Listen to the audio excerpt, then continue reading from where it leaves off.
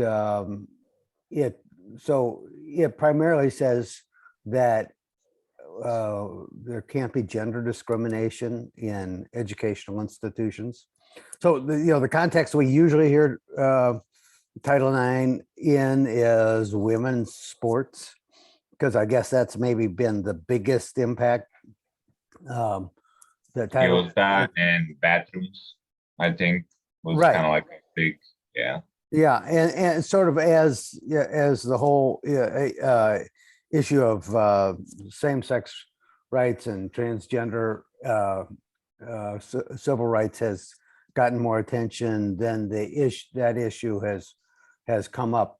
Basically, who is protected from sex discrimination, and those who want sex discrimination to apply to every kind of to transgender, same-sex, all sorts of sexual orientations. It got sort of a boost. I think it was last year when the Supreme Court said that sex means sex, and so it does apply in cases of other sexual orientations. And it was actually one of the most conservative justices on the Supreme Court, Neil Gorsuch, who wrote that opinion. What's interesting is, I mean, I think we talked a little maybe the first day about how should you interpret statutes in the Constitution? How do you interpret the words in them? Are they exactly what the words meant when they were written in Title IX in 1972, or in the 14th Amendment in, what was that, maybe 1867 after the Civil War, or do they take on a changing meaning over time? And originalists like Justice Scalia, would say, well, they should mean what the framers originally meant by them. And those who believe in more like a living constitution, like Justice Brennan, would say, well, they take on different meaning over time. And in the area of sex, this is especially sex and gender discrimination. This is especially marked because the 14th Amendment, passed after the Civil War, says that the states cannot discriminate on the states can't pass laws that deny people equal protection of the laws. And so in the years after that went into effect, lots of people, a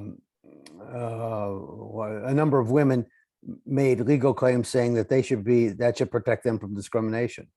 There was a woman for Missouri, Virginia Minor, who went to the Supreme Court saying that she should be able to vote. And the Supreme Court said no, but women weren't included under equal protection. And then I think a woman from Illinois, I believe her name is Myra Bradshaw, wanted to be a lawyer, and Illinois refused to approve her admission to the bars despite passing the bar exam, I believe. And, again, the Supreme Court said equal protection doesn't refer to women. Well, that there isn't a single justice on the Supreme Court today who would say that. I mean, equal protection clearly applies to women, and it's part of the basis of the Supreme Court recognizing same-sex protections for relations and for marriage. The first mention in federal law of sex discrimination was in the Civil Rights Act. And the funny thing about that was that it was a Southern senator, whose name was Smith, who added sex to the Civil Rights Act's prohibition of discrimination based on race, religion, and national origin. And some people think that he added that. He was a segregationist who didn't want the law to pass, that he added that thinking that it would be a poison pill. And and of course, certainly, I'm sure no member of the Congress that passed that law in passed the original sex discrimination prohibition in the Civil Rights Act.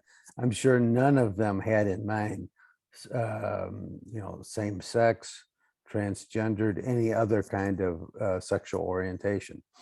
And now, just last year, the most conservative, the second most conservative justice on the Supreme Court said it applied to all sorts of sexual orientations. So that's sort of where things stand on that. Let's see. I always thought I would. Anybody has anything to add?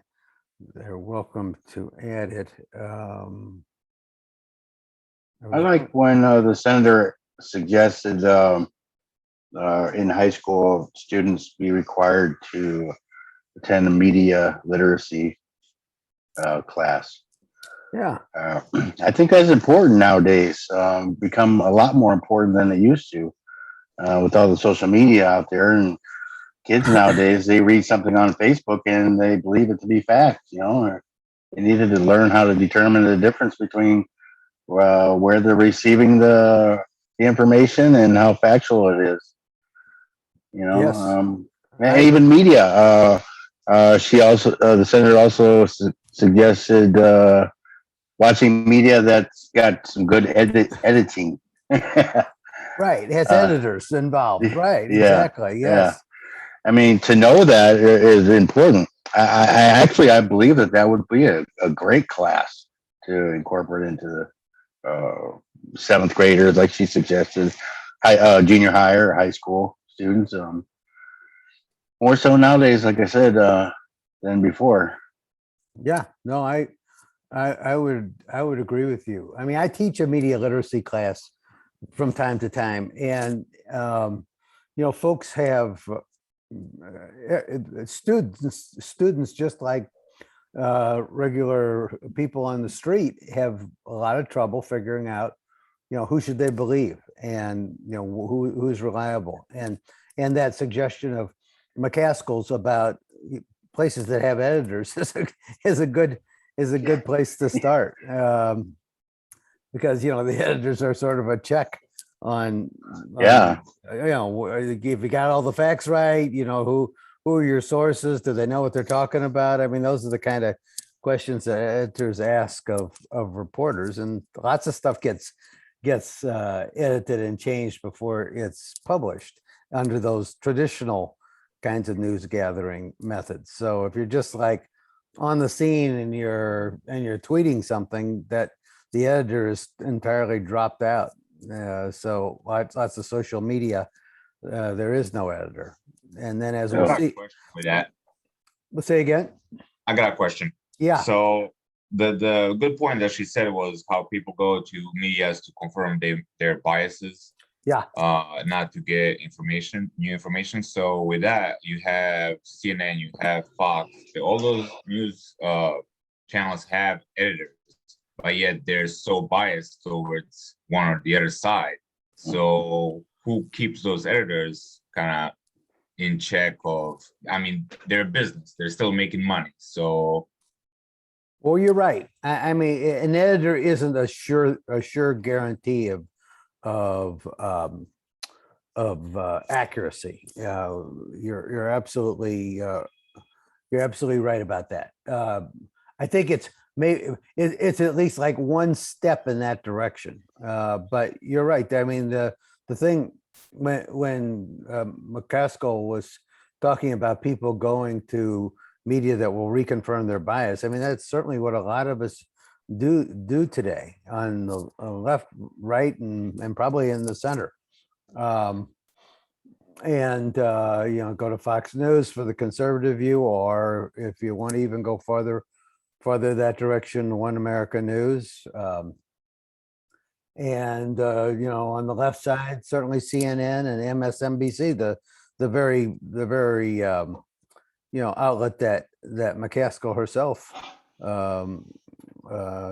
comments for these days. So having it, you're right, having editors doesn't assure straight down the middle news coverage. But I think it is another step in the direction of, let's at least have some sort of check here and filter before it goes straight out to the public. But the division between Fox and MSNBC, I mean they're both clearly biased, and there are some people on each of those networks who are doing more or less straight reporting and are trying to get it right. I mean, Chris Wallace would be a good example of a Fox reporter who is trying to do it the old-fashioned way of let's stick with the facts and not just be promoting some sort of ideological point of view. And there's some NBC reporters who fit that bill as well. I would say Andrea Mitchell is I don't know if any of you have seen her, but she's a real sort of professional newswoman who has covered Washington State for a long time. And she would fit, I think she would fit in that category. I'm a person who's our guest last year on this same First Amendment fundraising celebration for the Journalism Review. Our guest last year was Judy Woodruff at PBS. I don't know if you all have seen her, but I think she's about as down, even though PBS has a reputation for being more liberal on the liberal side of things. They're the PBS and the NPR news operations make an attempt to be balanced, and she's about as down the middle as you can get. So I mean, you have to sort of know where these people are coming from. And I know a lot of people, a lot of students I've had on media literacy, they sort of throw up their hands and say, I don't know who to believe. And I generally direct them towards traditional news operations that have editors and that have a value system that they're at least trying to tell all sides of a story. So, NPR, Wall Street Journal,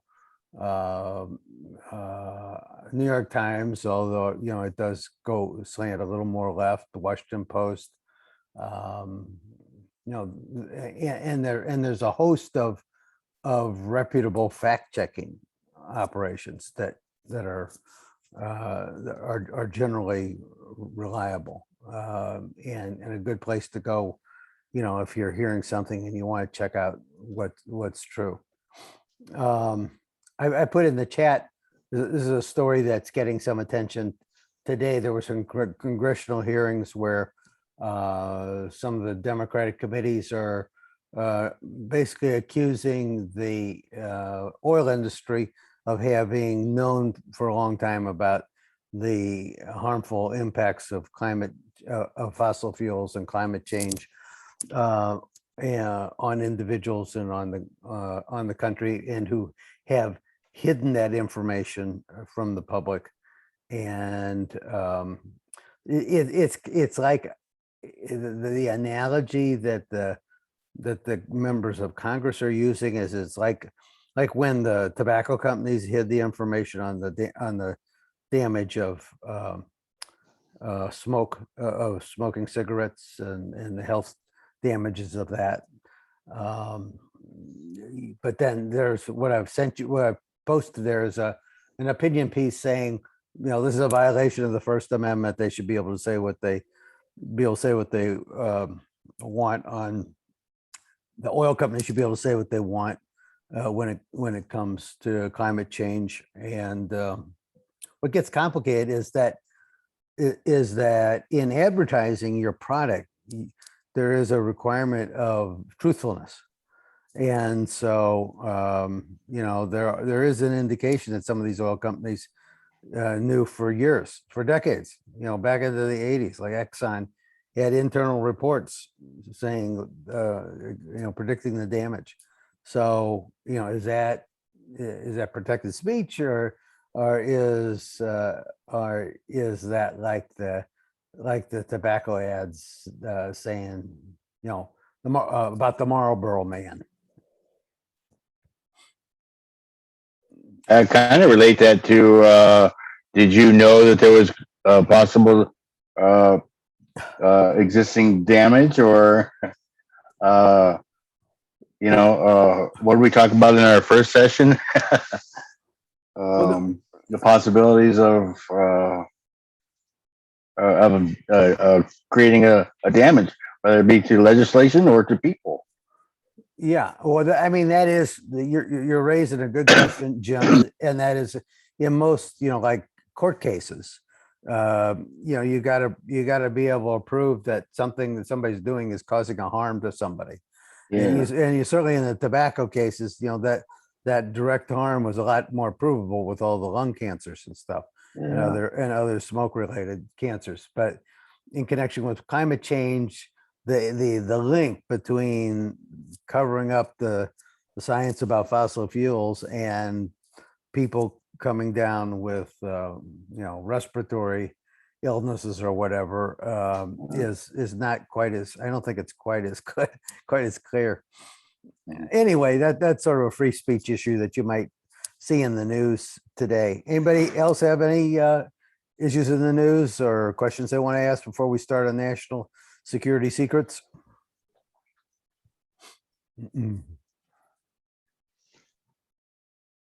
Okay, so Pentagon Papers. Actually, I should I should go back one case earlier, Near versus Minnesota. This is from the 1930s. I don't know if it was on the syllabus. I don't know if any of you read it. Anybody read Near versus Minnesota? And 1%. Okay, you're terrific. Go for it. Is it? Oh no, you were just waving. I was waving too. Hi, everybody. Hi. I'm glad to have you this morning. Yes, it's been a busy couple shifts with every time you go onto the Zoom, I happen to be on duty. So, and I don't think me being in a Zoom class in my uniform at headquarters is probably a good idea. It's okay with me. It is, yeah, I'm sure the commissioner might have something to say about it. Are you in Philadelphia? Do I remember? No. Or Chicago. Oh, Chicago. Okay, that's right. Chicago, of course, right. Yes, we are in the news. We will. I don't see why we don't have a decision by Friday, but Judge Mitchell is taking his time. Arguments were presented yesterday, so we'll see. It's about the vaccine mandate that we talked about earlier. I know I watched one of the Zoom classes, and there were some people asking about it. So pretty hot topic. It's in the news. We'll see what happens. It's going to be, the case law was all put in there. There's also another suit from a group of our members, a paramedic who is an attorney. She also worked as, she's a naval officer and she's a JAG officer. So she filed suit with another member of the department based on the constitutionality of the vaccine mandate with the anti-vaxxers. So it'll be interesting. What court is it in front of? Well, the city court is the case. We have a court in front of a case in front of National Labor Relations Board for unfair labor practice. And we are asking for, or the union is asking for a temporary restraining order along with the police department. So they're in federal court. They're also asking for expedited arbitration because they say it's a violation of the collective bargaining agreement since it's going to be a condition of employment. And then the private suit that is coming from 130 members, that one is in federal court as well. So They're all over the place. There are like 5 or 6 different suits and actions going on all at the same time. Well, I put in the chat the decision from August that the Seventh Circuit U.S. Court of Appeals, which covers Illinois, of course, and this case involved Indiana University and its vaccine mandate. This is a short opinion that Judge Easterbrook wrote, and in which he upheld Indiana University's vaccine mandate. Now, the Chicago, the bargaining agreement, some of the workplace issues might make this, the Chicago case more complicated than this one was. But if you want to read, Judge Easterbrook was appointed by Ronald Reagan. He's a very conservative judge, and this is about as clear.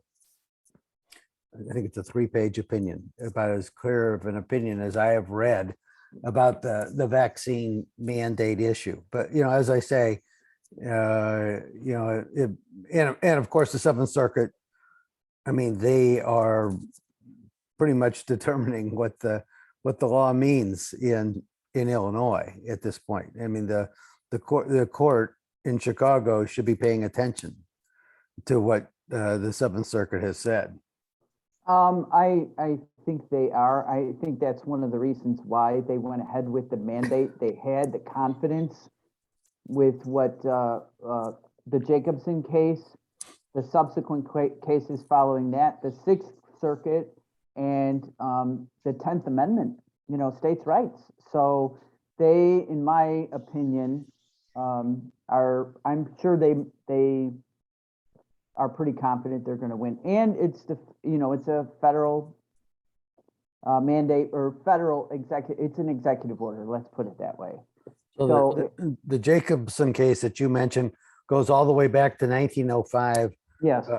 Where there was a state mandate for a smallpox epidemic. So it is.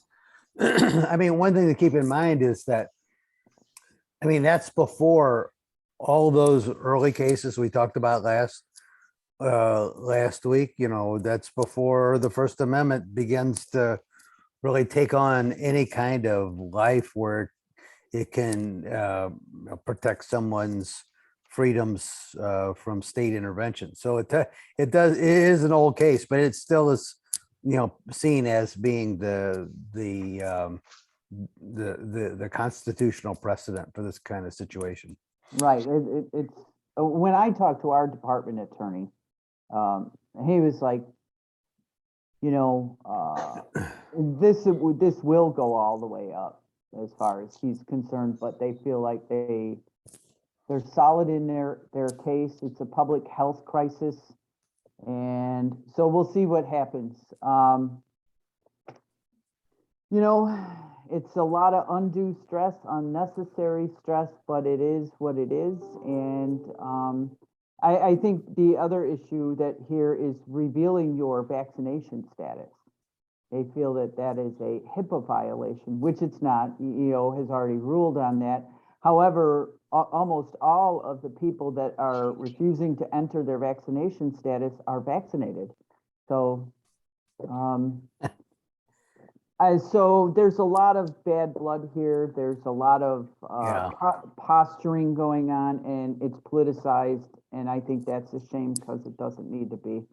Right. Especially, we just buried another one of our brothers with it. And I saw him 2 weeks before he died, the day he got sick. And he's 42 years old with 2 girls. But, he was an anti-vax. He did not want it. And unfortunately, I think if he had an opportunity to reconsider, he may have. But God bless him. And that's where we're at with it. Yeah, so, it's sad. Yeah. Okay, so back to Neer versus Minnesota. So that's a case that is important for 2 reasons. First of all, I believe it's the first case where the Supreme Court used the First Amendment to throw out a state law.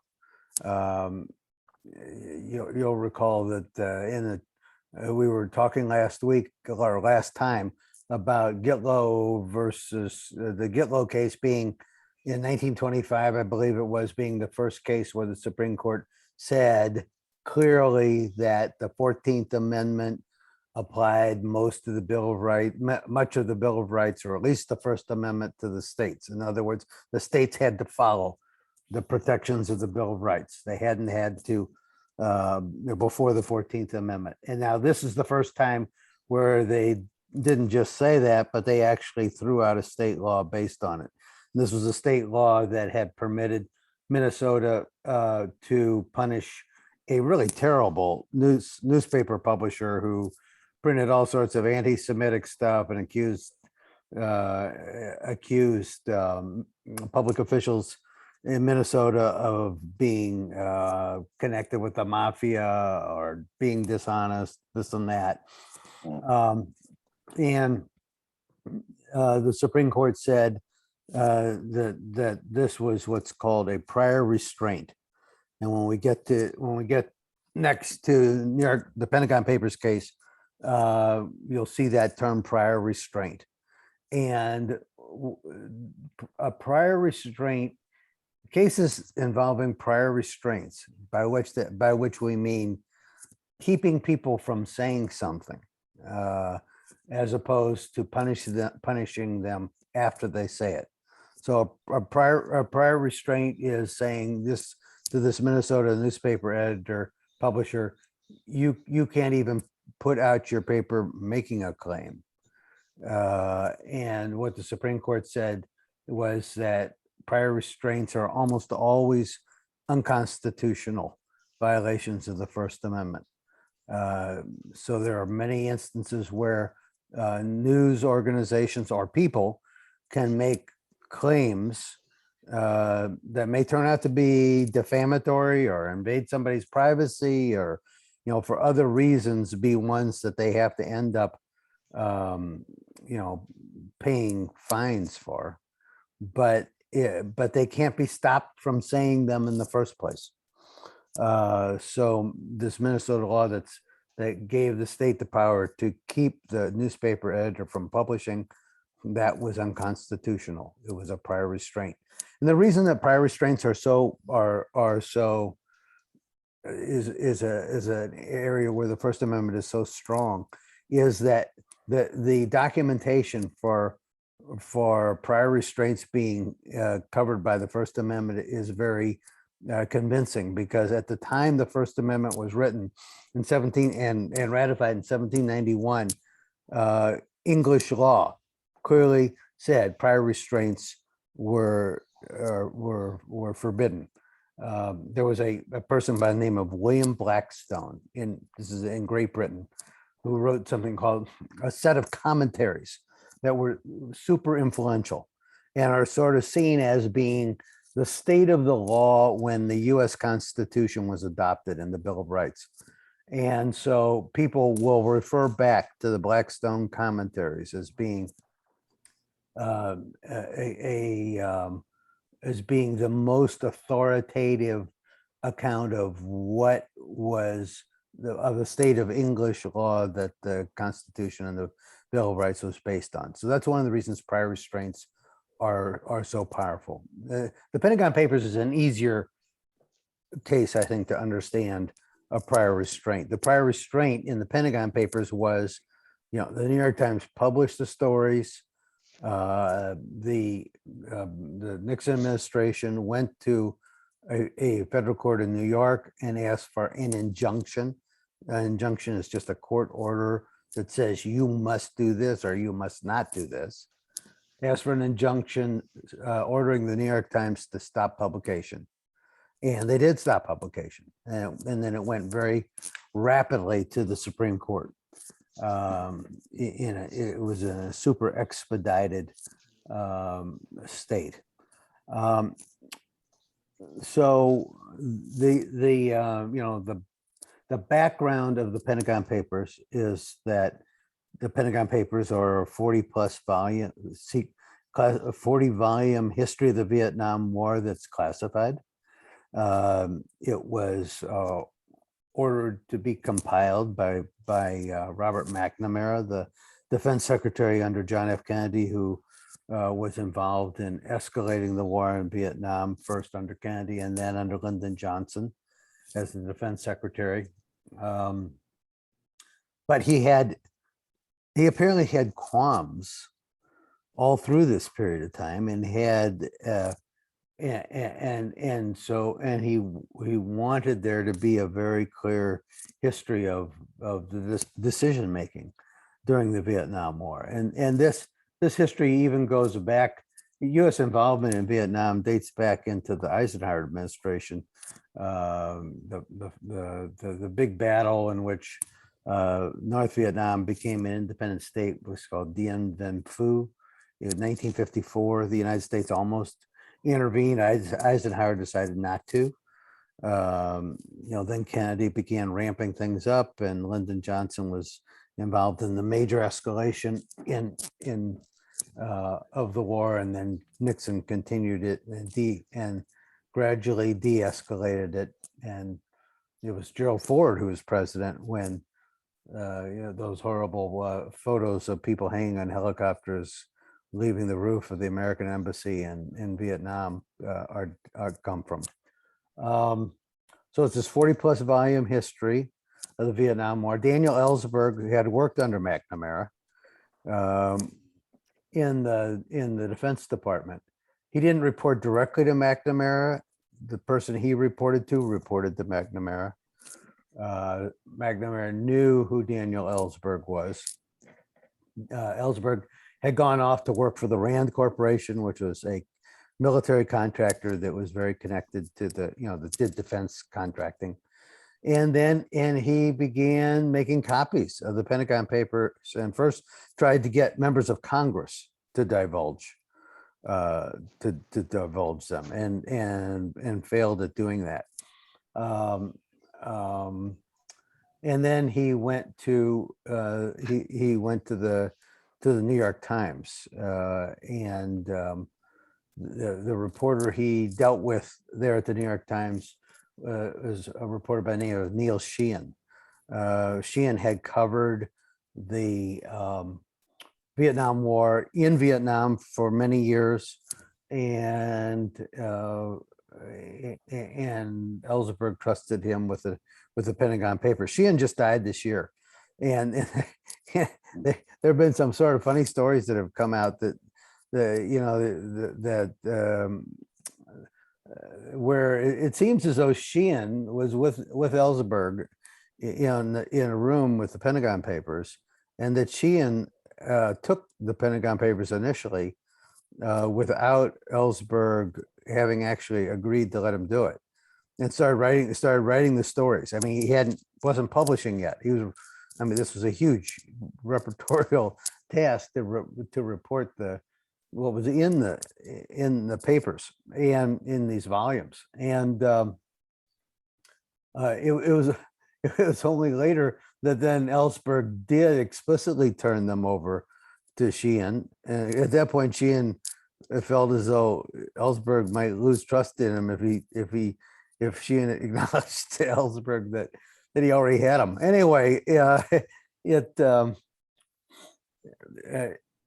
Sheehan got him and started writing the stories, and the New York Times started publishing them.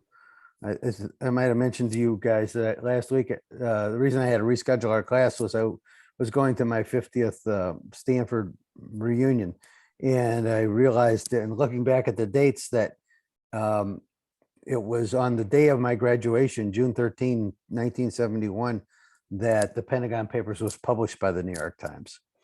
My wife was also a reporter, went to work in the Washington Post newsroom. She and I got married a week later, and 9 days after the Pentagon Papers was published, she went to work in the Washington Post newsroom. That was the second newspaper then to begin publishing the Pentagon Papers. If you all watched the Post, that movie, it sort of makes it a little bit easier, I think, to understand what the circumstances were at the time. So the Post publishes There's another federal court that issues an order restraining them, another prior restraint. And then just in a few weeks, the case goes up to the Supreme Court, is argued, and the court issues its decision in New York Times versus the United States. I think there's only been, just for a little bit of historical perspective, the only cases since then that have been expedited in that kind of fashion are Bush v. Gore settling the 2000 election, and the current case involving the Texas abortion law. And I mean, if the Pentagon Papers decision and the Bush v. Gore are what you look at as sort of precedents, I mean, neither of them are the essence of a terrific Supreme Court decision. You'll notice you may notice if you look at New York Times versus the United States, the Pentagon Papers case, that there's no real opinion for the court. I mean, there's no person who wrote the majority opinion. Just about every justice wrote something on his own. So when you're trying to figure out, well, what is the what did they actually? I mean, there was a little short per curiam meeting for the whole court opinion at the beginning saying, this is unconstitutional and dissolving the injunctions. But there's not a single opinion that expresses the majority of the views on the court. So you have to sort of you have to count to the middle. You have to, you have to get to the middle justices, because there are three dissenters. You have to get to the middle two Justices White and Stewart, to find out what is it that the court is actually saying. So it makes it a little more complicated. And Bush v. Gore, I mean, is sort of a widely ridiculed decision. I mean, somebody had to make a decision. Somebody had to take over as president, but the court had never previously gotten involved in the details of a state's election laws in the way in which the Supreme Court did in that case. So it's not viewed as being a great decision either. I hope they're able to do better in the abortion case, but oh my gosh, I mean, that's even more emotional in some ways than the first two. So we'll see how that works out for them. At least they don't have. At least they can take time to try to write it. Go ahead. So with justices, right? It's usually older people. Nothing against older people, but the longer you live, I'm getting there, right? Older you live, you kind of get set in your ways. I'm not saying people can't adjust and change their opinions, absolutely. But is there because I know they sit in those seats, they can start early and then sit in there forever. Is there a precedent, or maybe have not younger people, but change them more often, or that way you have opinions in there, I guess? I don't know. I'm wondering. So currently there's lifetime tenure. So for good behavior. So the Supreme Court justice can be impeached and removed just like a president, but generally they stay until they retire or die. I just put in the chat the story that was written on that McCaskill thing the other night, where you'll see that one of the things that was the lead of the story was McCaskill saying Breyer should retire and he should retire now. Yeah. Because he's old. That's what she said. Yeah, because he's old, right? Yeah. She went on to point out, I'm sure this is going to make her some of her friends mad. She went on to point out that Dianne Feinstein and Patrick Leahy, who are two ancient Democratic senators, are also real old and slowing down, and maybe they should be thinking about doing something else with the rest of their lives. I think there was Biden had a commission that made some recent or an advisory committee that made some recent recommendations. And I think one of them talked about ending life tenure. The good thing about life tenure is that I think it helps, it reinforces the characteristic we want in a judge of being independent of the political winds, giving them a tremendous amount of security in their position. They just have to call it the way they see it and not worry about winning an election or losing office or what they need to do after they're no longer on the Supreme Court.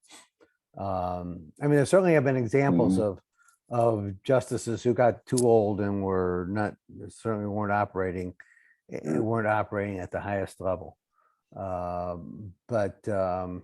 I do agree with that, where they stay longer, but they also get appointed by the people that are kind of in charge. So they have that kind of opinion, I guess, to start with. Yeah. A lot of justices, this isn't quite as true now as it used to be, but a lot of justices, after they're appointed, actually their views evolve a lot. I'll give you a couple of examples.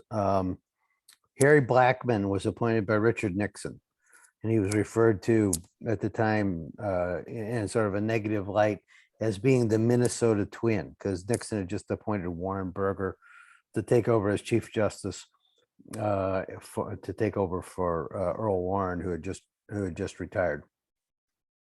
And so it was sort of a negative thing to call Harry Blackmun the Minnesota twin, because people didn't think much of Warren Burger's intellect, and he was certainly a very conservative justice. Harry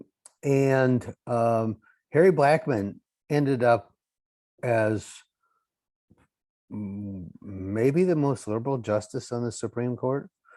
He wrote Roe versus Wade, and was involved in Planned Parenthood versus Casey, reaffirming it.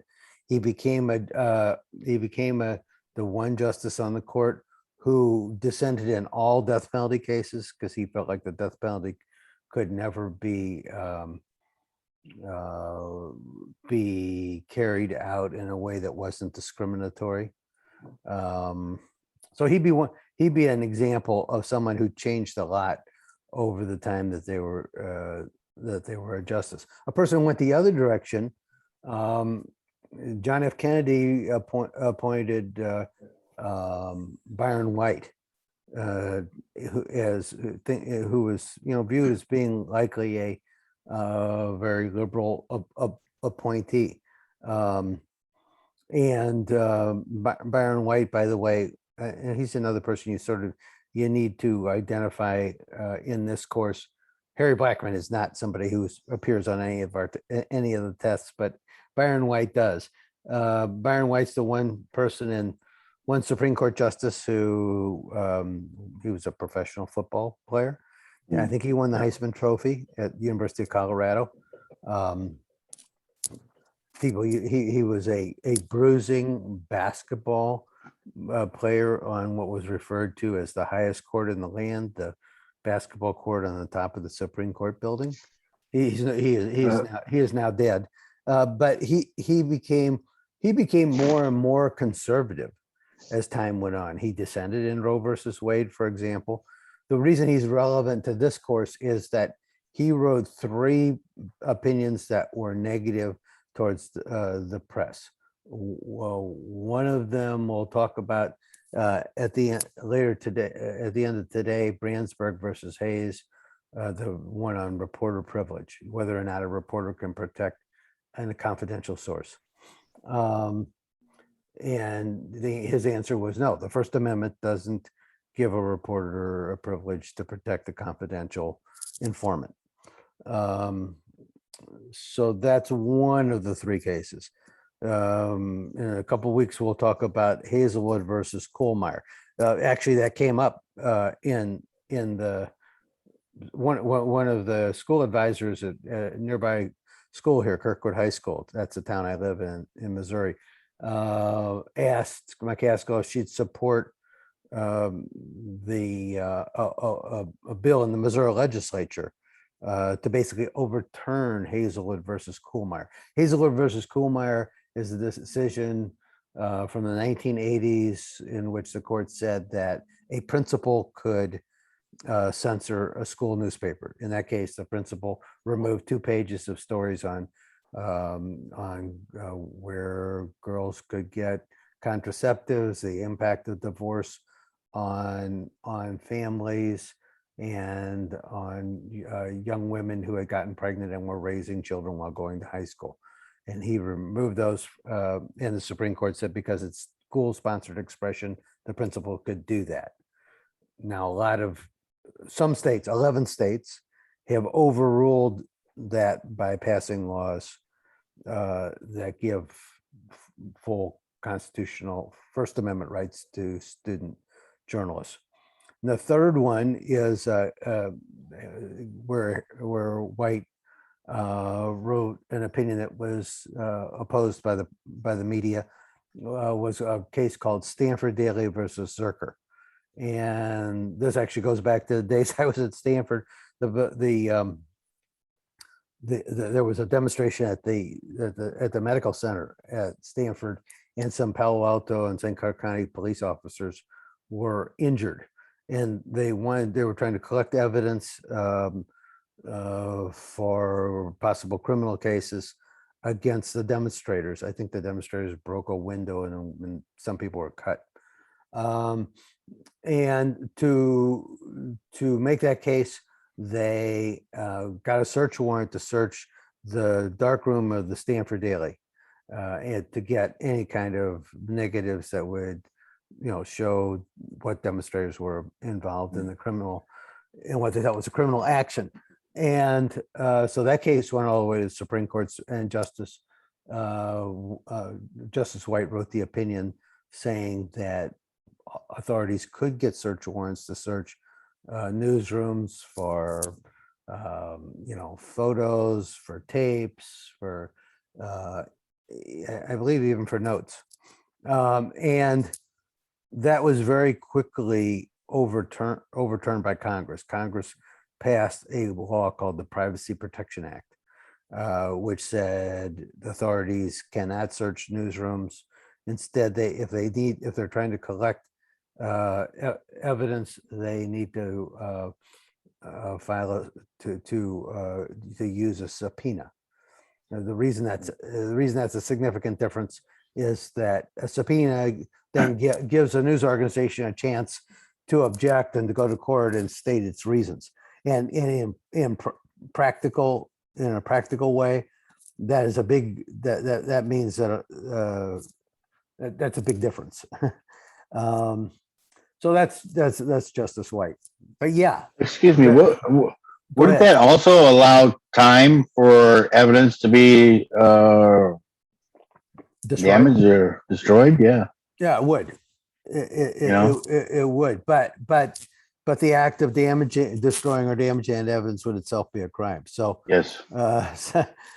So you but you know what? To be honest with you, what a lot of news organizations do, particularly news organizations that are writing about national security stories, is their reporters try to make sure that they are not they don't put very much down on, they don't have a lot of notebooks that they write stuff in. They don't keep a lot of records, and they are try to be careful in the way that they contact sources. I mean, even back in Watergate, here's another thing you're going to need to know for the test. So who's the most famous confidential source in history? Well, Deep Throat, right? Yes.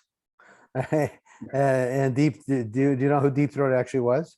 I can't recall his name now, but Yeah, he was the so Deep Throat was the source who talked to Woodward and Bernstein, the Washington Post reporters who had a lot of disclosures about Watergate. And the reason he was called Deep Throat is he would meet Woodward in a garage in Washington D.C. Actually, he would get a note in Woodward's paper and saying, he was ready to meet about something. And so then, with the time, so they meet in the garage, and he would just sort of, mumble some things about the direction Woodward and Bernstein should take. He tried not to give them straight out information. So Deep Throat turned out to be, and people didn't find this out until like the 2000s. So, Watergate was 1972, 3, 4, and we didn't learn who Deep Throat was until the 2000s. There were actually college classes trying to figure out who Deep Throat was. And there were all sorts of ideas about who he might be. It was Mark Felt, who's also no longer alive, I don't think. Mark Felt was the acting head of the FBI at the time of Watergate. And so, even though Woodward and Bernstein had said, once you know who Deep Throat is, you're going to see he didn't have an axe to grind. That wasn't true at all. He had a big axe to grind. He was mad at Nixon for passing him over to take Hoover's place as director of the FBI. So he had a big axe to grind. I mean, I think the information he provided was all accurate, but that didn't mean he didn't have an axe to grind. So this is sort of a long diversion from the question about shouldn't we get rid of life tenure? And what I was about to say is that Biden did get some recommendations to do that. But it's something that people have talked about forever, and it never happens. And I don't see it happening. But we'll see. I mean, like you say, the justices are old, but then again, when a president is appointing a new justice, they try to appoint the youngest person they can, so that the person will be on the court for the longest possible time. So, Clarence Thomas was very young when he was appointed. Chief Justice Roberts was, I think, maybe 50, maybe even younger than that. And Kavanaugh is young, Gorsuch is young, Amy Coney Barrett is young. So, the presidents want to maximize their influence on the court by appointing young justices. Of course, it doesn't immediately translate into getting your way on the Supreme Court, as Trump found out when he tried to contest the 2020 election by taking cases to the Supreme Court, which, not only did the Supreme Court not take those cases, Supreme Court just ignored them. They just refused to hear them because they were so frivolous. So even though he had appointed 3 justices to the court, it didn't get him any votes. And presidents often are very frustrated by presidents are often very frustrated by what the Supreme Court justices they appoint do. I think Eisenhower once said that Earl Warren was his biggest mistake. It was Eisenhower who appointed Earl Warren, who was who had been the Republican governor of California, as the Chief Justice. And then, as I've said before, Earl Warren presided over the most liberal Supreme Court in history, so starting things out with Brandsburg writing the opinion for the court in the unanimous Brown versus Board of Education ending school desegregation. And then that, it was his court that then went on to all sorts of other liberal decisions involving civil rights and civil liberties, giving, Miranda case, saying you have a right to a lawyer, right to remain silent, reapportionment. We'll get to the students, public school students have First Amendment rights, a whole series of cases. So Eisenhower very much regretted having appointed him. Later, George H.W. Bush, the first Bush, regretted having appointed David Souter, because David Souter became one of the more liberal justices on the court. Nixon regretted having appointed Harry Blackmun, who became so liberal. Mostly in recent years, there's a lot more careful vetting of exactly what do justices believe before they're named to the court. So there are not as many surprises as there were in the past. I don't think any of the Democratic presidents in recent years have been surprised by their appointments, by what the justices they appointed did. All of the Democratic justices appointed by Clinton and by Obama have been pretty predictably on the liberal side of the court. Except one. Who? Except the one that he wasn't allowed to appoint. Oh, right. Merrick What Garland. is that? Hey, Yeah. yeah, Merrick Garland, right? Yeah, that was this. So, and you may have noticed it if you saw. I mean, there's clearly discontent with Merrick Garland not being liberal enough as an attorney general. I mean, being an attorney general, you get to be an advocate of a particular side of the law, but he's being very judicious in the way that he handles the Justice Department, and steering clear of any kind of criminal investigations of Donald Trump. And the thing that's really got Democrats mad right now, including Claire McCaskill, is that he hasn't moved promptly against Steve Bannon, who refused to testify to Congress about January 6th, even though it would seem as though Steve Bannon, if there's any claim to executive privilege after Trump left office, it sure doesn't apply to Steve Bannon, because he didn't have enough. He was out of the White House. So one would think that would be a pretty easy one for Merrick Garland, but we'll see how that works out. Yeah, I think he may be surprising some people. Okay, so back to Pentagon Papers. I'd love it if some of you all would tell me what one or another justice said in the Pentagon Papers. Does anyone want to volunteer?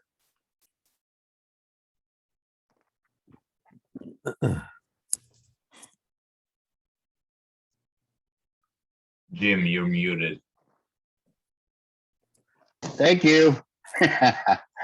I'm reading in the special appendix. It asserted that the discussion of the Joint Chiefs of Staff recommendations for bombing North Korea revealed sensitive contingency plans, including a number of sorties or major ports, cutting lines. However, the court, the appendix actually reports that only one number appears in that statement, and that's an increase of 3,000 sorties per month.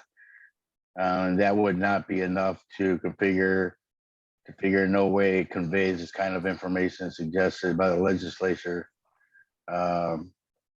to be any detail or sensitive or otherwise, sensitive in that document.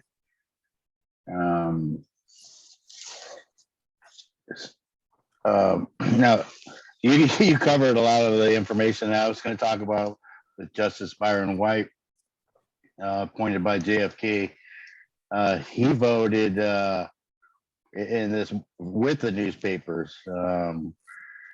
However, him and Justice White and Stewart rejected the request for prior restraint. However, insisted that the government could still prosecute the newspaper under federal espionage laws during that decision, 6-3 decision.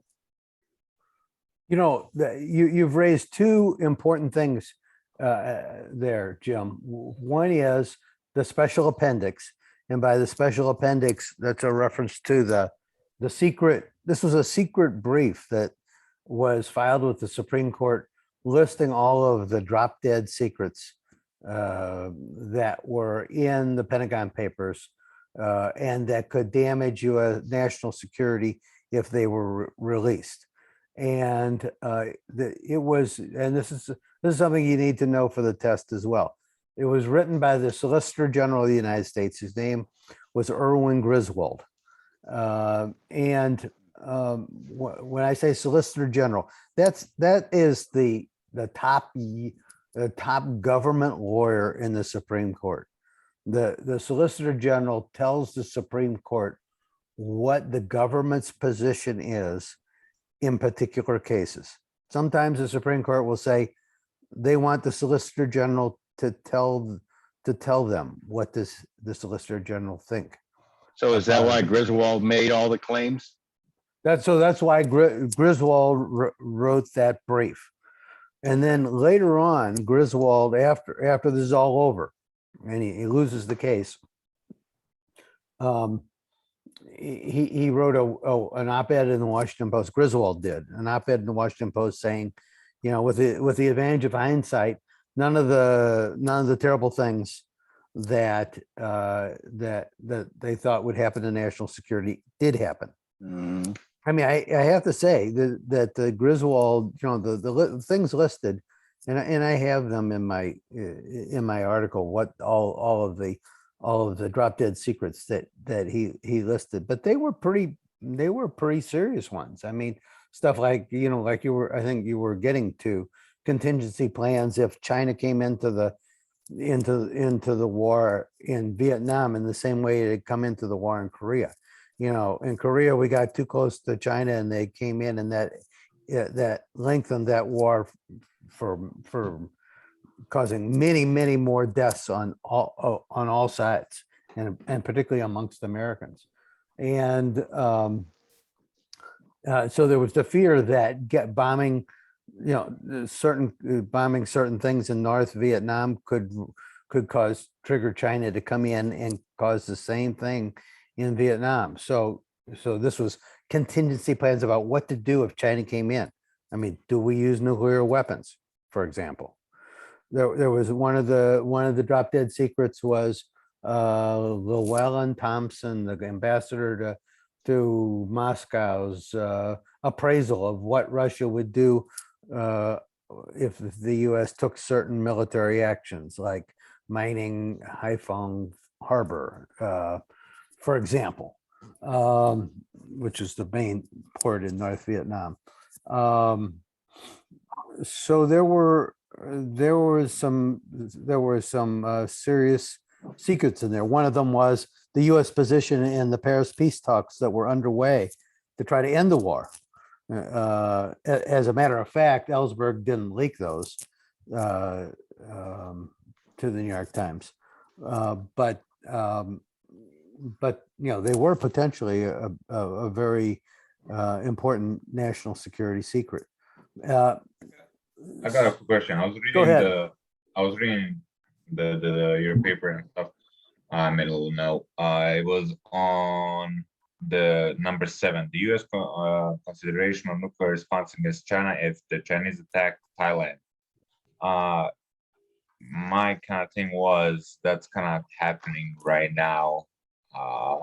Some talks of China acquiring Thailand again. Would that be some like same opinion they would have, or? Well, I'm sure the opinion would have changed a lot. Yeah, that is number 7 on my list.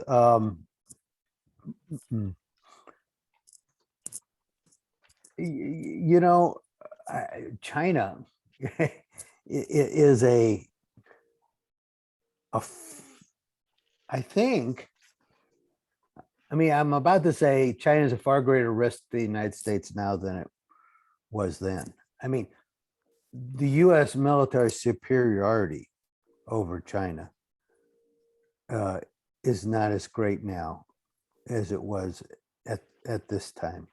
I don't know if you guys noticed, but last week, the chairman of the Joint Chiefs of Staff, Milley, I believe he said that there was close to a Sputnik moment recently when China tested in the last couple of months a new missile that would enable it to attack the United States with a nuclear weapon over Antarctica. You know, all of the U.S. missile defense system is arrayed to the west and north to take anything that comes over the Arctic Circle or from China, Russia, that area. And this new weapon that the Chinese have developed would enable them to attack over Antarctica, where we're defenseless to an attack from the south. And so from that point of view, I think the U.S. appraisal now would be very different. I mean, even though we have we have friendlier relations with China, we have diplomatic relations with China that we didn't have at the time the Pentagon Papers were written. I mean, keep in mind, Pentagon Papers was before Richard Nixon's opening to China. And so at that point, we recognized Taiwan as the legitimate government of China. And I mean, it wasn't until, I don't know, maybe 73 or 74 that Nixon went to China and, and diplomatic relations were created. So they were a much more hostile enemy then, but they are much more today. They are much more powerful, not only in terms of having, this new nuclear capability, but also their economy is a powerhouse, and they hold a lot of U.S. debt. So I'm sure the appraisal, I'm sure there would be, if we were living today, we'd have an appraisal of what China would do under the certain circumstances, but it would be very different from what it was back then. By the way, I put at some point in here, I put into the chat the story we wrote on McCaskill's in a journalism review on McCaskill's appearance the other day. Where we led with the fact that she thought Breyer should quit. So back to the secret brief. It's written by Griswold, filed under key to the Supreme Court under lock and key, and makes all these sort of these pretty strong claims. There were comments offensive to U.S. allies in the war, particularly South Korea, Thailand, and Australia.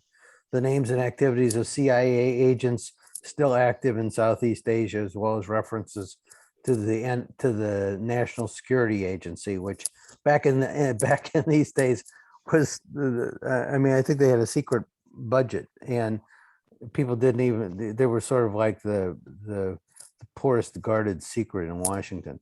Contingency plans of the Southeast Asia Treaty Organization, estimates of how Soviet Union react to various moves in in Vietnam. U.S. Intelligence Board judgment of Soviet capability to supply weapons to the North under certain circumstances. Success of U.S. in communications intelligence revealing U.S. capabilities to the enemy. Confidential diplomatic communications that would endanger the lives of prisoners of war. Well, there they were talking about the U.S. negotiating position in the Paris peace talks. So you know those were all a pretty strong argument. And during the Supreme Court, during the oral arguments before the Supreme Court, the Supreme Court asked the lawyer for the New York Times, who was Alexander Bickel, sort of a big First Amendment theorist. So what would you do in circumstances where do you claim that the government can't ever issue a prior restraint? What about a situation where there are troop ships? You know, the story on the location of troop ships in the ocean. Could the government not stop that publication? And Bickel said he didn't go that far. Yes, the government could. That is one of the few instances where the government could stop publication before it occurred. So this is still, I mean, you can see that the court is still seeing this sort of in terms of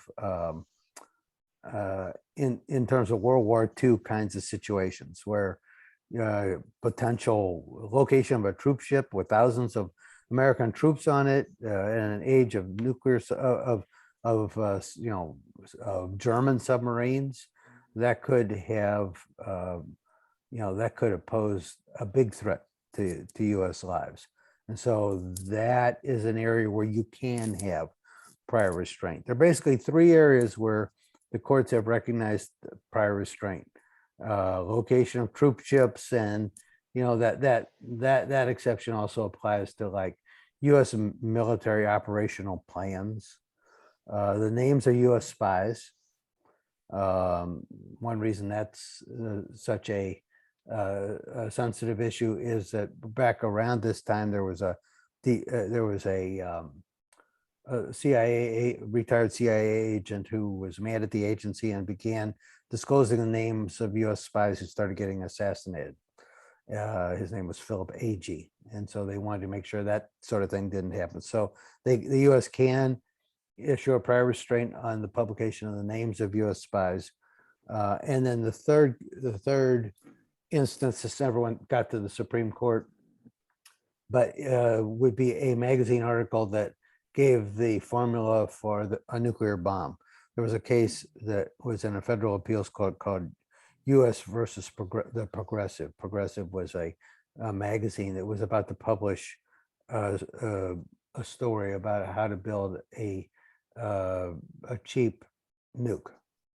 That case became moot because some other magazine published it while the first one was being stopped. And of course, I guess it didn't lead to anybody making a cheap nuke.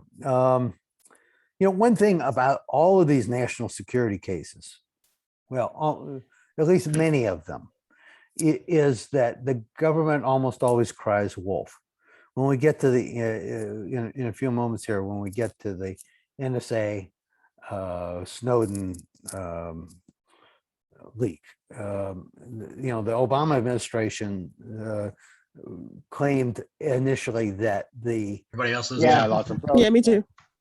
What's that? It happened right when you said nuke. Can you hear me now? Did you lose me? Yeah. for a minute? Okay. We lost you as soon as you Yeah, we said lost nuke. you. I don't know. Maybe the NSA is interfering with this class. Yeah. Uh, They're watching us. so that's the third situation where you can't. The federal government can I have a prior restraint on article saying how to build a cheap nuke. So, Sure. but you know, the government does oftentimes cry wolf in these situations, and that's whether it's Republican or Democratic. President Obama, after the NSA revelations of Edward Snowden about NSA basically collecting the metadata of every American's telephone call. After that was disclosure, there was a claim initially by the Obama administration that there were 50 terrorist incidents that were either avoided or mitigated because of that intelligence activity. As it turned out, so there was later a study of each of those 50. As it turned out, that intelligence capability wasn't crucial in any of the 50. So it was a great exaggeration. People, with the initial WikiLeaks leaks of cables in the Middle East, basically showing that a lot of our allies were despots. I mean, it really just showed that the State Department people writing those cables, and by cables, they're called cables because they used to be sent by telegraph. Now I'm sure they're sent by some sort of encrypted email, but it was called Cablegate. Those cables just showed that the State Department people in those countries actually were on their toes. They knew what despots these people we were dealing with were. I mean, they did have like a role in getting the Arab Spring, in fueling the Arab Spring, which turned out to be all in all a disaster, culminating with the deadly civil war in Syria. So it's not like they had necessarily, in the Egyptian Arab Spring that looked like a democratic blooming for a while, ended up in the military taking over again. So Gaddafi, they helped get rid of Gaddafi, who was a despot, but he was just replaced by more despots. So it didn't have necessarily a great outcome. And with all the deaths in Syria, it probably had more of a negative sum total than a positive one. But it wasn't quite the kind of situation that the U.S. officials were warning of.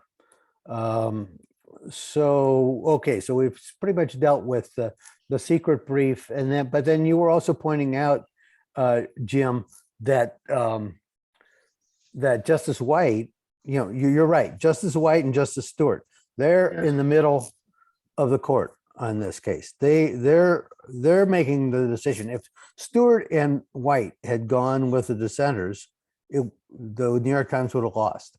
Yeah, and I mean, it's important to remember as we see a movie like The Post or hear people talk about 50 years after the Pentagon Papers, it just seems like it was a slam dunk. This was no slam dunk. 6-3, right? Yeah, 6-3 decision. 6-3 decision. And it was what, 3 different areas of 3 different votes, sort of? Yeah. I mean, there were lots of different views amongst the 6. When the New York Times editors and publishers went to their lawyers about the Pentagon Papers, their lawyers said, do not print this because you will be prosecuted for violating the Espionage Act. That's why they ended up getting this law professor Bickle to argue their case. And they had another internal lawyer by the name of Charles Goodale, who also was involved in their case. But the first thing they were told, and they were told this by the former Attorney General of the United States under Eisenhower, was that you will be prosecuted. We won't, and we're not going to help you on this case. We won't represent you on this case because it's a violation of the Espionage Act. Remember, the Espionage Act is that law that was passed during the scary period of World War I that made it illegal to to release information that could help an enemy.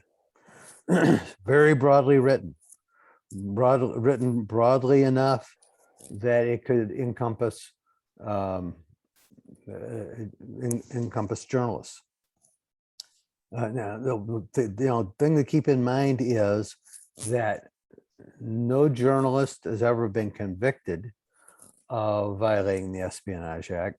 I used to be able to say no journalist has ever been charged with violating the Espionage Act, but then during the Trump administration, Julian Assange, the publisher of WikiLeaks, who calls himself a journalist, I think that can be argued, but who calls himself a journalist, was indicted and has Espionage Act charges pending against him for Cablegate. So in the 100 years that have passed, 100 plus years that have passed since passage of the Espionage Act, and one journalist has been charged and none has been convicted. Lots of the leakers have been convicted. So leaking is, there's no question, but that leaking national security secrets to a journalist is a crime. And one of the charges against Julian Assange is that he helped the leaker in that case, Chelsea Manning, / Bradley Manning, helped him hack the government computer to get the cables. Clearly, if a journalist, any journalist, whether it's Julian Assange or anybody else, hacked a government computer, that would be a crime for which they could be charged under the Espionage Act or some other law. I'll just, as a very quick aside, mention that I think I can't remember. I mentioned to you guys the governor of the state of Missouri, Parson, is conducting a criminal investigation of the St. Louis Post-Dispatch for stories they wrote saying that the computer records of Missouri teachers contained an HTML code that gave away private data about those teachers. And he's accusing the Post-Dispatch warned Parson and his administration about it before they published the story so they could fix the situation, then published the story. Then Parson said that they were guilty of hacking and he was going to pursue a criminal investigation against them, which is extraordinary. And I'd be the most surprised person in the world if it leads to any kind of criminal charges. This is not hacking. And but if a journalist did hack, the reason I say it's not hacking is that the information is readily apparent in the code. But if a journalist did hack, they clearly could be prosecuted either under hacking laws or under the Espionage Act. And Jim, as you say, in this case, both Justice Stewart and Justice White, and as we say, we need them. You need them to get the 6. Without them, you're at 4. Both Stewart and White said, we're not saying that the New York Times can't be criminally prosecuted under the Espionage Act. I mean, they're suggesting that they can be. But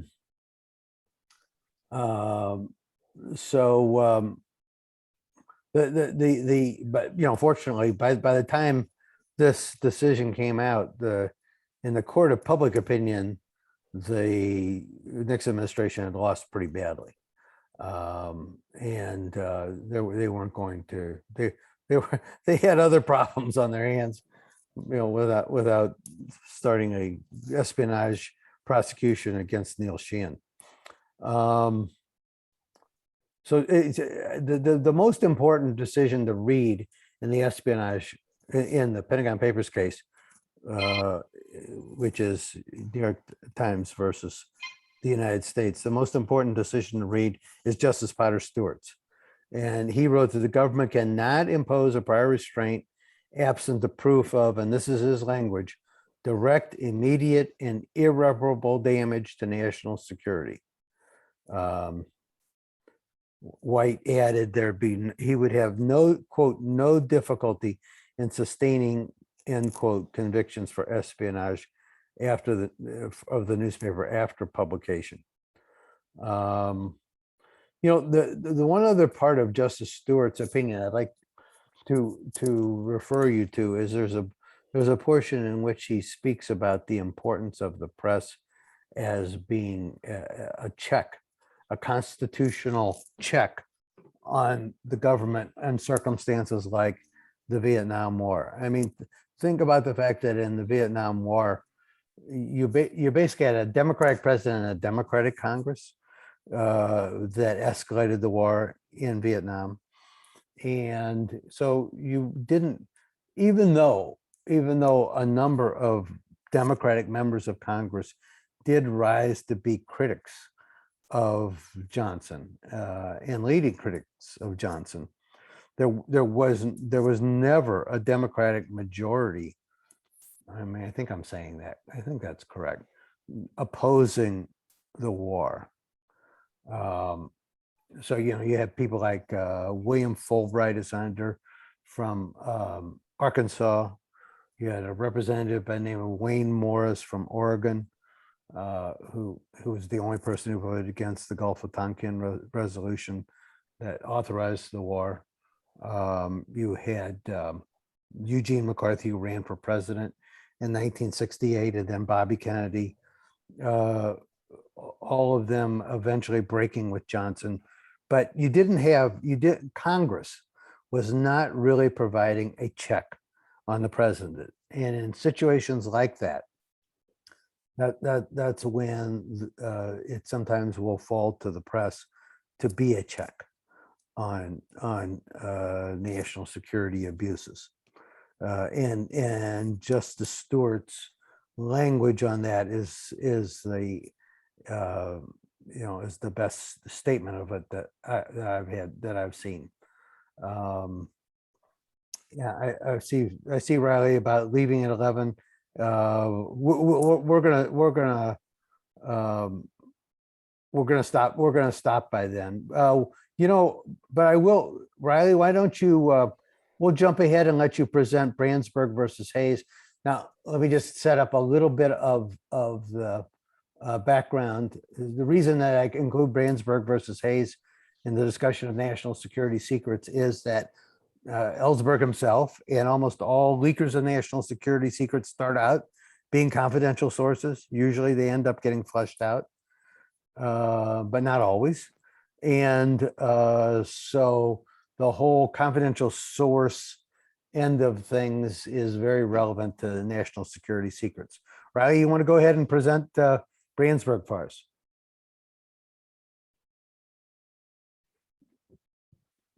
Are you there, Riley? Oh, Riley. Did he disappear? I don't see him on top. He sent that at 10. Oh, you didn't see it. He sent that as a direct message to me. Yeah, no, I didn't see it. Here, let me respond to him.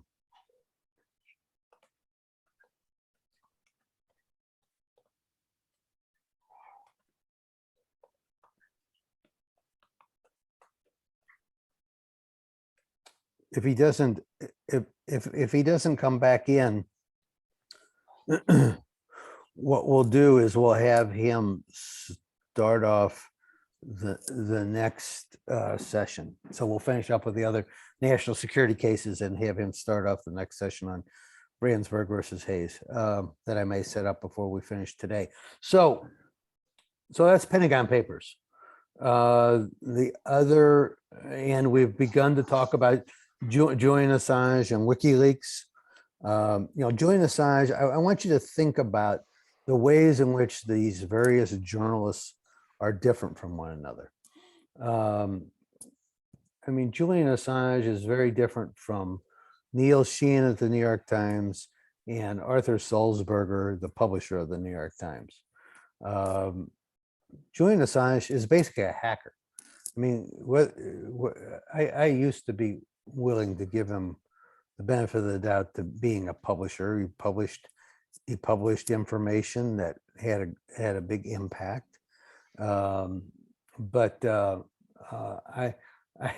I've become more and more skeptical of his journalism claim as time has gone on, particularly as he became involved, although he denies it. But I think there's plenty of evidence in the Mueller report to the contrary, when he became involved in basically providing information that Russian intelligence agents had hacked from the Democratic National Committee and Hillary Clinton computers, and providing that, being the intermediary to provide that to the press in the days before the 2016 election. I mean, he was basically Assange was basically acting as an agent of a foreign power in that case, and that is not a proper role for a journalist. I think Julian Assange really hurts the journalist's argument in relation to the Espionage Act in a lot of different ways. First of all, by helping, if as the indictment says, he helped Chelsea Manning hack the government computer. That's clearly a legal violation, and the First Amendment doesn't protect you from it. Second of all, by acting in concert with the Russian agents who hacked the DNC Hillary Clinton emails and providing those dumping those in the days before the 2016 election, that again is, acting as an agent of a foreign power is not a proper or ethical role of a journalist.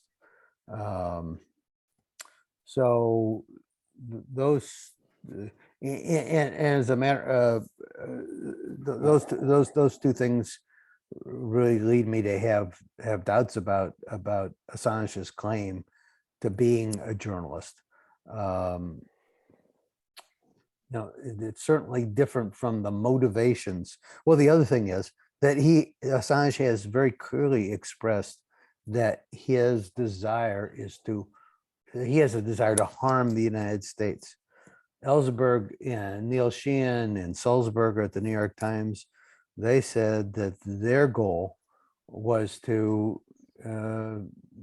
improve U.S. policy, that Vietnam was a disaster for the United States, and they wanted to see that policy change. They weren't trying to hurt the country, they were trying to help the country, they said.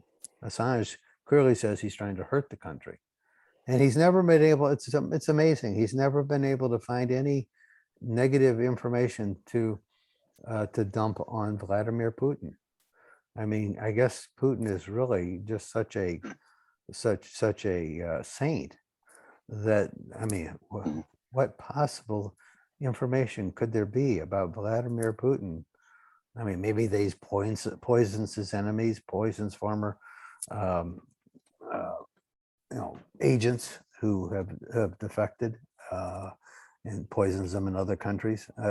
I mean, interferes with all sorts of elections around the world. I think Julian Assange could find something if he was really a journalist to dump about Vladimir Putin.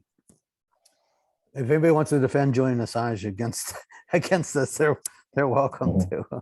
Well, I don't believe that he was acting as a patriot, similar to who I would believe the New York Times journalists were. So I think that's one of the biggest differences between his journalism abilities and New York Times journalists. and this is actually relevant. This is actually, his intention is very relevant to whether or not he can be prosecuted under the Espionage Act, because the courts have said, because the Espionage Act is written so broadly, that there has to be proof of specific intent on the part of the law violator. And a specific intent to harm the United States, specific intent to harm the United States. There's plenty of evidence of that relating to Julian Assange. So he's the one person amongst all these journalists involved in printing national security secrets who there really would be a strong case to convict. You remember Ellsberg was charged also. And the reason that he was not convicted was that it's actually one of the first indications of what became Watergate. Nixon had burglars funded by illegal campaign contributions burglarize Ellsberg's psychiatrist office to get negative information about Ellsberg to discredit him. If you hear some of the White House tapes, you hear the Attorney General saying that Nixon didn't really have to worry that much about Ellsberg because he was Jewish, and American people wouldn't believe anybody who was Jewish. But Nixon wanted to discredit him, and there was that illegal break-in at his psychiatrist's office, the first of the black bag jobs that led to the burglary of the Democratic National Committee headquarters in the summer of 1972. That led to Watergate, and led to the discovery that Nixon had taped all of his conversations, and the Supreme Court case on whether he had to turn them over in response to a subpoena by the special prosecutor. Supreme Court said yes. Nixon left the White House on in August of 1974, a few days later. So Ellsberg got off of the espionage charge for improper prosecution. And we'll see about Assange. Yes, sir. Sorry, to play a devil's advocate. You said you don't think Julian Assange is a reporter or a reporter. So to be a lawyer, you got to pass the bar. What does qualify you to be a reporter? Is it like one of your news things has to go to a newspaper, or just like, and now you're a reporter, or is there? I get you got to finish the school and all that, but somebody certifications or that's a great question, and the answer is there's nothing. There's nothing you have to do to qualify to be a reporter. I didn't go to journalism school. I was a political science graduate, and then I went to law school. And you might say, well, why isn't there a journalism bar, a journalism exam? Why aren't there enforceable ethics laws against journalists? There are ethical codes that have come out in recent years, since the 2000s, but they really are not in. There's no organization to enforce them against journalists, and the reason is really the First Amendment. I mean, regulation of reporters is the first stage in the loss of freedom of the press. I took a trip about 10 years ago. No, it's more like 15 years ago to Africa, to Uganda and Kenya and Ethiopia. And the despotic governments in all of those places, even though they were supposedly elected governments, they all wanted to regulate. They wanted to license reporters and require them to abide by certain ethical rules. Of course, their ethical rules was they didn't want anything negative written about the government. So you're asking a great question, and But even though it's tempting to say there should be rules, not a good idea, and probably a violation of the First Amendment. Ethics, most news organizations began to impose ethical rules of ethical conduct after as a result of events around 2000, and these are things that are relevant to this discussion and are going to be on the first test. So after 9/11,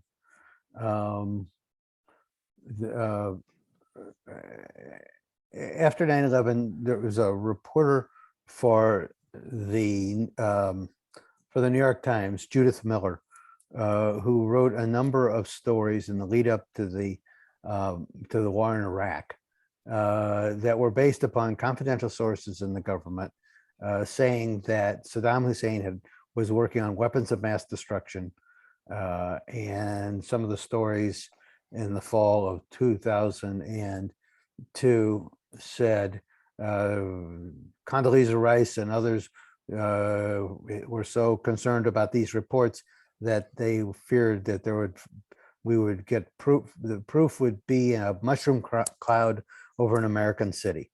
This was part of stirring up sort of war fever to lead up to the war in Iraq. And eventually, another part of this was there was Colin Powell in his presentation, which Colin Powell just died, and one blemish on his record, it was his presentation to the United Nations on weapons of mass destruction in Iraq, which turned out not to have the kind of factual base that I think he had hoped it had. One of the things that was claimed by President Bush in the State of the Union speech at the beginning of 2003, right before the war, was that Saddam Hussein had bought yellow cake uranium from Niger. And remember, for the test, it's Niger, not Nigeria. Had bought yellow cake uranium from Niger.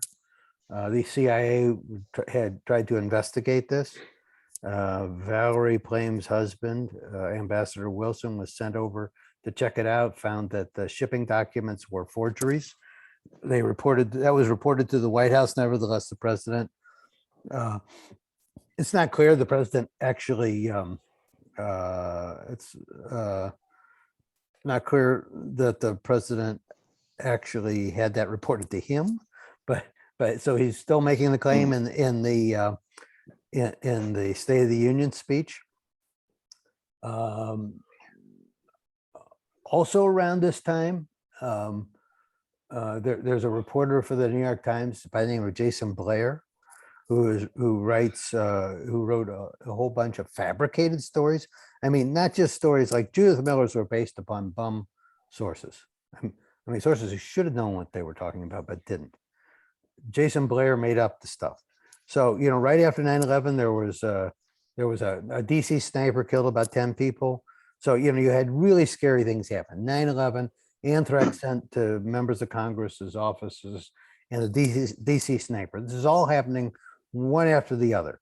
And Jason Blair is a reporter for the New York Times, and he's writing stories about the DC sniper based on FBI sources in Washington, DC, but he's sitting in a coffee shop in New York City. He's just making stuff up. And so news organizations, after these events, began to impose ethics rules, limiting the use of confidential sources and imposing ethical rules on reporters. Before that, newspaper lawyers had basically advised news organizations not to have ethics rules because it could just be used against them in court. Your ethics rule says this, your reporter did that, you're screwed, right? So but after these incidents, and there was another one involving a nuclear scientist at Los Alamos, Wenho Lee, who there were tons of stories reported about him leaking national security secrets to China. Turned out that he was not guilty. He pleaded guilty to some minor crime, sued the United States for violating, and news organizations for violating his privacy, won a big judgment. And so that was seen as another example of abused confidential sources leading to bum information. So almost all news organizations imposed an ethics rule that before a reporter could grant confidentiality to a source, they had to have the approval of their editor. One other Supreme Court decision around this time contributed to that creation of those ethical conduct policies in news organizations. It's called Cohen versus Cowles. So don't get it confused with Cohen versus California. Cohen versus California was the decision we talked about last week, saying that the guy who wore the fuck the draft jacket in a California courthouse, that his expression was protected. But this case, Cohen versus Cowles. Cowles is the publisher of a newspaper. A reporter had granted confidentiality to a political operative, wrote a story.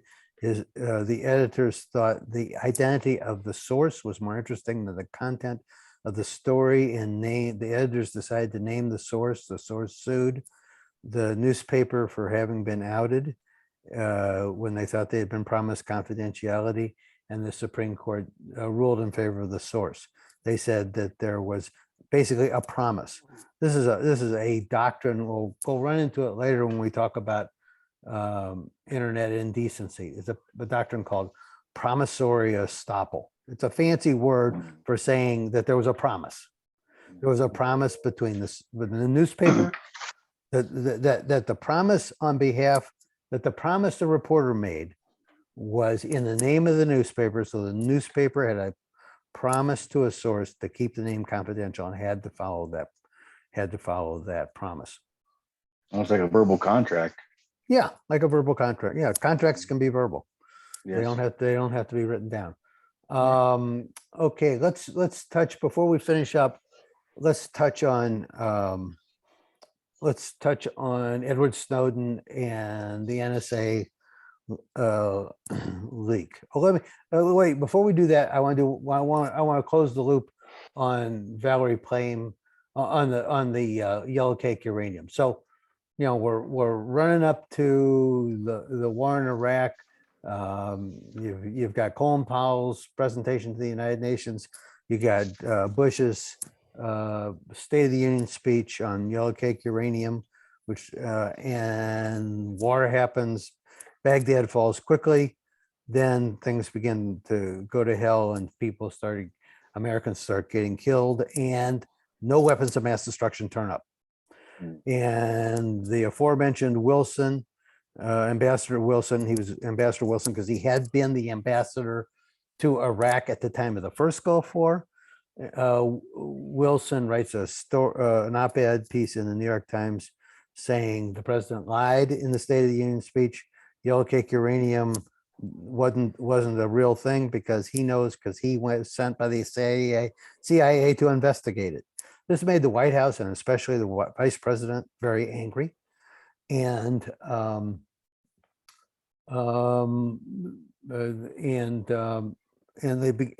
that resulted in a leak in trying to hit back at Wilson. That Wilson's wife was Valerie Plame, and that she was an undercover CIA agent. Now, it's a crime to out an undercover CIA agent. And a special counsel was appointed to investigate. The special counsel called a number of reporters to try to find out who the source was. One of the reporters was Judith Miller, who wrote the bum stories on weapons of mass destruction. She refused to disclose her source. and spent 85 days in jail for contempt of court. Eventually, she said that her source, Scooter Libby, in the vice president's office, had authorized her to release his name. Libby was prosecuted and pled guilty to lying to the FBI because he had told the FBI that he wasn't the source. And at the end of the Bush administration, President Bush actually and the vice president got in a big fight on whether to pardon Libby. Bush commuted his sentence, which meant he got out. He wouldn't have to go to jail, but he refused to pardon him. President Trump pardoned him right before he left office. Is there anybody who's dying to spend just a couple of minutes telling me about the NSA and Snowden? Or shall I summarize it? I wrote a few things about it down. Yeah, go for it, Elizabeth. Okay, I said Edward Snowden disclosed a lot of classified information to journalists while he worked for NASA. He thought that it was something the public should know, and it opened the debate about security and privacy. He mentioned NASA had surveillance operations that were associated with phone calls made by U.S. citizens. And then I read that he was charged in the U.S. for theft of government property and communication of information. Right, and I think there's maybe a sealed indictment of charging him with espionage. Where is he now?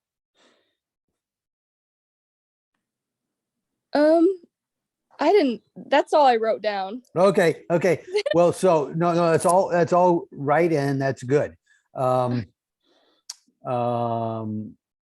in Russia at the moment, He's right? in Russia, right? So he disclosed this. He took some computers with this information, went to Hong Kong, which is in China, and disclosed it to a Guardian reporter by the name of Glenn Greenwald, who disclosed it in the Manchester Guardian. The Washington Post also disclosed some of the information.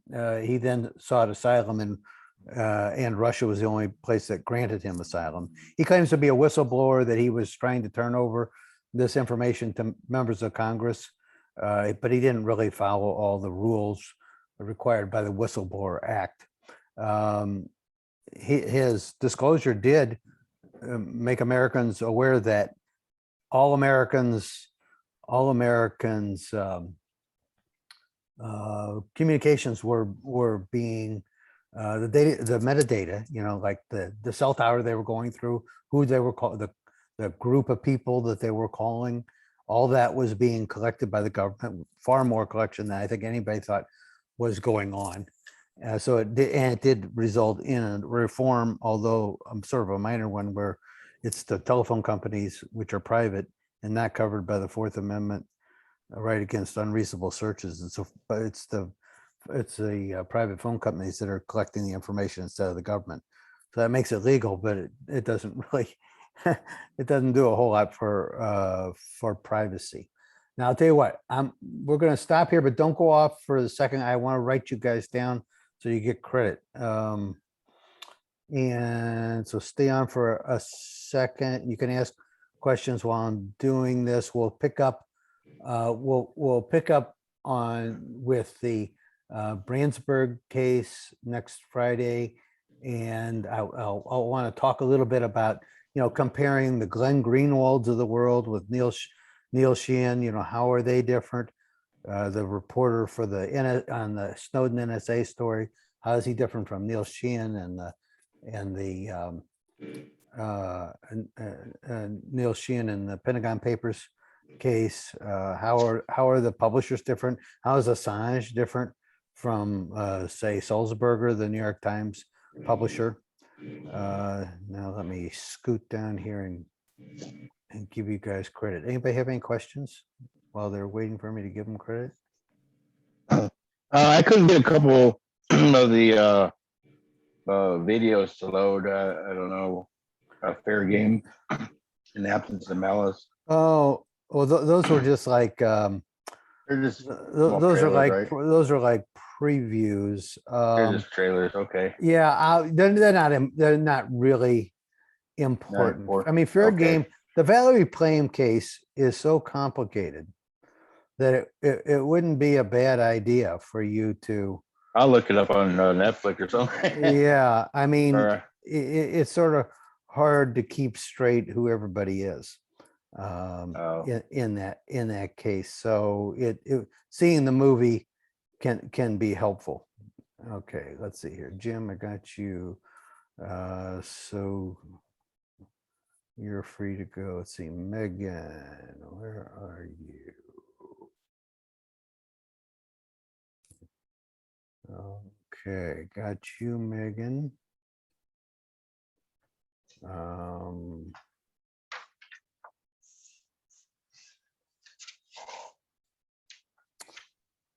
Okay, Amanda.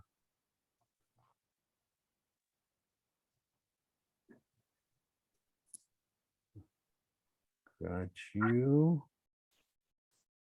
You can go off and get some sleep there. Let's see, Elizabeth. Yeah, Jim, I got you. all right. Thank you, sir. Megan, I got you. Let's see, Elizabeth, let me get you down here. You guys have a good night. See you next Friday. Hey, Aha, too. you Night. too. Take care. Yep. Good night. Thank you.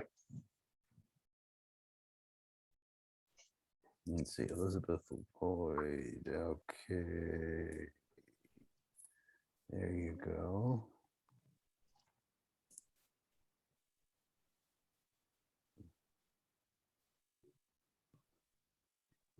Let's see. So Elizabeth, I got you. Summer. Let me get summer. You gotta go to work probably. I'm just coming home. I'm gonna go sleep. Oh, you gotta go to bed. Yeah. Okay, I got you. All right, thanks. Yes, pleasant dreams. Oh, Let's yeah, see. it was great to see Senator McCaskill the other night. I got in on that and watched it. It was good. Oh, good, great. I enjoyed it. Thank you. Glad you did. See you later. Bye. Bye. Sydney, I got you. Thank you. Let's see, Lexi. Let's find you, Lexi. There you go. Okay. Got you, Lexi. See you later. Johanna. Let me find you. Johanna and Dorcas. Have a nice day. Okay, you too. Got everybody. Thanks a lot. Oh, wait, Yes. can you hear me? Oh, hi. I have a question. So I Shoot. did listen to Senator McCaskill's Y- interview, and I wanted to ask, can I still turn in my paragraph? Absolutely. Okay, good. Awesome. Okay, that's Um, that's great. You have any other questions? I think that's all, but if anything comes to mind, then I'll just email you. Okay, and this is George. How do you say your name? Jordan. Okay, great. Thanks, Jordan. Okay. You're welcome. Yeah, Also, go- could you, oh no, I was gonna ask, could you tell me how to pronounce your last name? Sure, it's Freivogel. It means free bird in Ah, it means free bird in German. oh, nice. Okay, thank you. Okay, thanks, Jordan. Bye-bye. See ya. Bye. Bye-bye.